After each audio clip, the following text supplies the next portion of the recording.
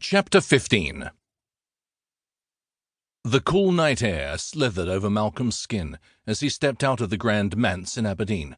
After his encounter with Olivia, he needed the chill of fresh air to calm his overheated blood.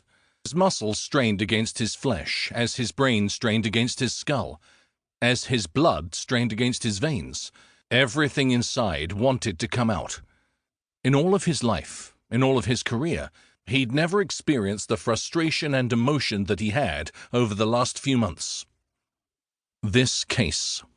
Olivia. She complicated matters. If she were removed from the equation, he didn't think he'd have half the problems he had now.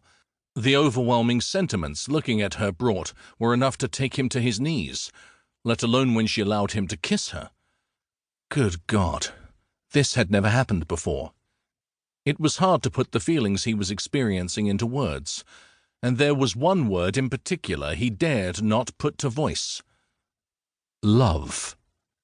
Bloody hell. Too late. He loved her. That notion made the constriction of his cravat suddenly feel as if it were choking him. Malcolm didn't fall in love, didn't let down his defenses for a female, no matter who she was. Except this wasn't true anymore, because every time he was around Olivia, his carefully constructed fortifications came crumbling down from the thick layers of mental mortar he'd bound them with. Malcolm clawed at his cravat, yanking at the knots and then tossing it to the ground. And as the white starched fabric fluttered into the grass, a shadow crossed his peripheral vision about 20 yards away.